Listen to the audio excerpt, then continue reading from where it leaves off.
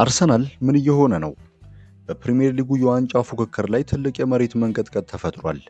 ሁሉም ነገር ያለቀና አርሰናል በምቾት ያሸነፈ የመሰለበት ጨዋታ በድንገት ተገልብጦ ወደ ቀውስነት ተቀየረ። የኋላ መስመሩ ፈራረሰ፣ በራስ መተማመኑ ጠፋ። አሁን ደግሞ ማንቸስተር ሲቲ በከፍተኛ ፍጥነት እየመጣ ነው። የአርቴታ ልጆች በወልቭስ ላይ የነበራቸውን የ2-0 መሪነት አሳልፈው ሲሰጡ የዋንጫ ህልምም አብሮ የተንገዳገደ ይመስላል። ይህ መዘናጋት ነው ወይስ የአቅም ውስንነት? ዛሬ አርሰናል የጣለውን ወሳኝ ነጥብ፣ የመከላከል ችግሩንና ይሄ ለዋንጫ ፉክክር ያለውን አስፈሪ ትርጉም በጥልቀት እንመለከታለን። አብራችሁን ቆዩ። የትላንቱ ጨዋታ ለእግር ኳስ አፍቃሪዎች በተለይም ለአርሰናል ደጋፊዎች ለመቀበል የሚከብድ ክስተት ነበር።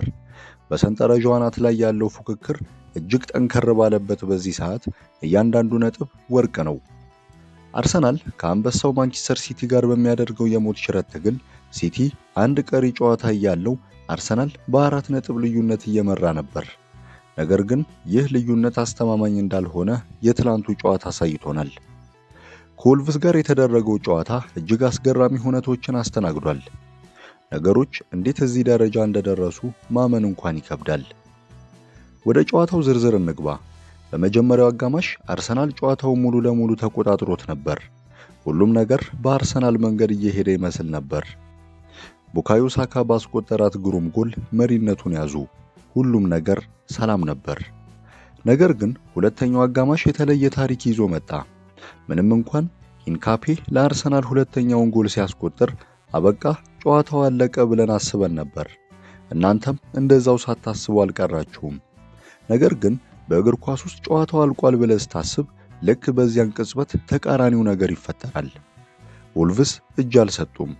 ሁለተኛው አጋማሽ ላይ በነበራቸው አስደናቂ የስነ ልቦና ጥንካሬና የሰውነት ቋንቋ ወደ ጨዋታው ተመለሱ። መጀመሪያ ቦዌኖ እጅግ ውብ የሆነ ጎል አስቆጠረ። ይሄ ለአርሰናል የማንቂያ ደውል መሆን ነበረበት። ነገር ግን በመጨረሻው ሰከንድ ላይ ወልቭስ ጎል ሲያስቆጥር አርሰናል በድንጋጤ ውስጥ ወደቀ። ወልቭስ ላሳዩት ተጋድሎና እስከ መጨረሻው ሰከንድ ድረስ ለመታገል ላሳዩት ወኔ ይህ ውጤት ይገባቸዋል ብንል ማጋነን አይሆንም። እዚህ ጋር አንድ ወሳኝ ጥያቄ ማንሳት አለብን። የአርሰናል የመከላከል አቅም ምን ነካው? በውድድር ዓመቱ መጀመሪያ ላይ ስለ አርሰናል የኋላ መስመርና ስለ ግብ ጠባቂው ስናወራ የማይደፈር ግንብ እያልን እናወድሳቸው ነበር። የተደራጁ ጠንካራና ስህተት የማይሰሩ ነበሩ። አሁን ግን ቁጥሮች አይዋሹም። ባለፉት 7 ጨዋታዎች ብቻ አርሰናል 11 ነጥቦችን ጥሏል። ይህ ለዋንጫ የሚፎካከር ቡድን አካሄድ አይደለም። በእነዚህ 7 ጨዋታዎች ውስጥ ግብ ሳይቆጠርባቸው የወጡት በአንዱ ብቻ ነው። ይህ ማለት አርሰናል ጎሎችን እያስተናገደ ነው። የኋላ መስመሩ እየተሸረሸረ ነው። ችግሩ ያለው እዚህ ላይ ነው። አርሰናል አሁንም ጎሎችን እያገባ ነው። የማጥቃት ክፍሉ ስራውን እየሰራ ነው። ነገር ግን ያ የማይደፈር የተባለው የኋላ መስመር ስራውን አቆሟል። ሚኬል አርቴታ በፍጥነት መፍትሄ ሊፈልግበት የሚገባው ቁልፍ ጉዳይ ይህ ነው። ለአጥቂዎችህ ጎል ማግባት ብቻውን ዋጋ የለውም። ተከላካዮችህ ያገቡትን ጎል ማስጠበቅ ካልቻሉ።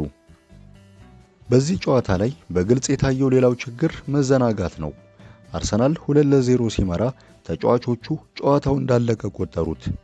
ከስታዲየሙ በሺህ ማይሎች ርቀን ስንመለከት እኛ አለቀ ብንል ችግር የለውም። ነገር ግን በሜዳ ላይ ያሉ ተጫዋቾች ጨዋታው እንዳለቀ ሲያስቡ ያኔ ትልቁ ስህተት ይፈጠራል።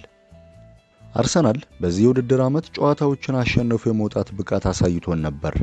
አሳማኝ ባይሆኑ እንኳን በቆመ ኳስም ቢሆን አሸንፈው ይወጡ ነበር። ዛሬ ግን ያ የለም። በተለይ ሳካ ጎል ካገባ በኋላ አርሰናል ኳሱን ተቆጣጥሮ ጨዋታውን ማረጋጋት ነበረበት። የወልቭስን ጫና መቋቋም ነበረበት። ይህንን ማድረግ ሲያቅትህ ለተቀናቃኝህ ለማንቸስተር ሲቲ በር እየከፈትክ ነው። ይህ ውጤት ለማንቸስተር ሲቲ የሚሰጠው መልእክት ቀላል ነው። ቆይ ገና አላለቀም፣ እድል አለን የሚል። አርሰናል በገዛ እጁ ተፎካካሪውን ወደ ጨዋታው ጋብዟል። ይህ ነገር ከአካል ብቃት በላይ የስነ ልቦና ጉዳይ ነው። እንዲህ አይነት ጨዋታን አሳልፎ መስጠት የተጫዋቾችን ጭንቅላት ይረብሻል። ቻምፒየንስ ሊግ እንዲሁም ፕሪሚየር ሊግ ላይ አንደኛ ሆኖ በራስ መተማመን ሲጓዝ የነበረው ቡድን ድንገት ነገሮች ሲበላሹበት ይደናገጣል። መሪነትስ የት አለ? ውጤቱ ወደ 2-0 ሲቀየር አርሰናል የተረጋጋ ይመስል ነበር። ነገር ግን ውጤቱ ወደ 2-1 ሲቀየር ማን ነበር ሜዳ ላይ የሚጮኸው? ማን ነበር ጓደኞቹን የሚያነቀው? አርቴታ ከሜዳ ውጭ ሆኖ መጮህ ይችላል፣ ነገር ግን ሜዳ ውስጥ ኃላፊነት የሚወስድ መሪ ያስፈልጋል። ወልቭስ ግፊት ሲያደርጉ የአርሰናል ተጫዋቾች ሲሸሹና ሲደበቁ ነበር ያየነው። ኳስ ይዞ ከመረጋጋት ይልቅ ፍርሃት ይታይባቸው ነበር። አሁን ትልቁ ፈተና ጫጫታውን እንዴት ማስወገድ ይቻላል የሚለው ነው። ተጫዋቾች ስልካቸውን ሲከፍቱ የሚያዩት ነገር አንድ ነው። አርሰናል እንደገና ተደናቀፈ። አርሰናል ዋንጫውን ሊጥል ነው። ይህ በማህበራዊ ሚዲያ የሚፈጠረው ጫጫታ ወደ ተጫዋቾቹ አእምሮ ሰርጎ መግባቱ አይቀርም። ከዚህ በፊት የነበረው እርግጠኝነት አሁን በጥርጣሬ ተተክቷል።